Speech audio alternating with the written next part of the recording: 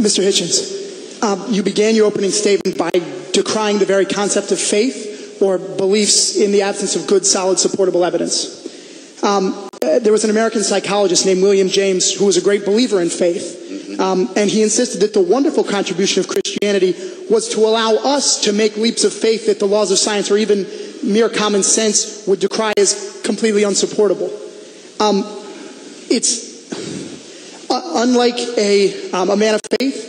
Can a completely rational mind have the courage to, for instance, take a leap of faith with a total stranger that could lead to friendship, or maybe even with a dire enemy in the hope that that might ultimately lead to peace?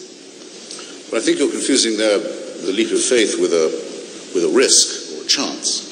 The leap of faith, which I attribute to Kierkegaard, not to the varieties of religious experience, is what's necessary to get you across a gap where no evidence exists, and where some of the evidence may be to the contrary. And the problem with that, though I can see the will behind it, is that you can't make it just once and find yourself on the other side. Faith got me across this chasm. Now I'm safe. You have to keep on making it. You have to keep on going to church, sometimes several times a week, to assure yourself you were right to believe it in the first place. And it becomes morbid and ritualistic and irrational. And you're back where you started, on the wrong side of the chasm. Otherwise, this argument, we wouldn't be having this argument if Christianity had an answer to any of this, or any other religion either.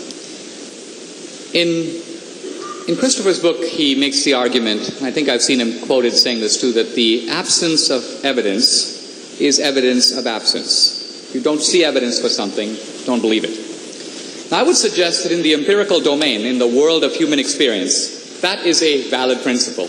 It even applies to miracles. If someone came to me and said, my leg grew 3 feet last week, I would say, let's bring in the doctor with the measuring stick. Let's see if it actually happened. We are in the domain of verification. However, the non sequitur here is the following. There are many questions that are vital to our life because they would affect the way we live that are not in the empirical domain. Let's say I would ask you, is there life after death? Shakespeare says death is the undiscovered country. No one who's gone there has ever come back. And certainly not in a natural. So here's the question. How would you subject that proposition to testing? What possible evidence are you looking for when it is not in the empirical domain? Christopher says automatically reject it out of hand, since there is no evidence, but there is no evidence in a domain where evidence is unavailable. So I would suggest that here we have the dogmatic atheism that, because it doesn't know, refuses to believe. Now, if you ask me, do I know? I would say, no, on this point, I don't know either. The believer shares the agnosticism with the atheist, but the difference is the believer says, even though I don't know, I believe. Remember, the statement of belief is not a statement of knowledge. I know my brother. I wouldn't say I believe in my brother. I know the guy.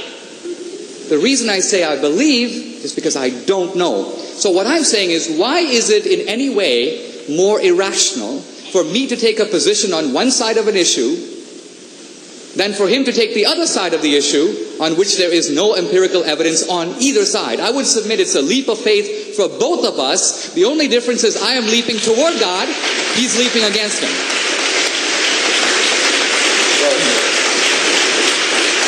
Yes, last question, please.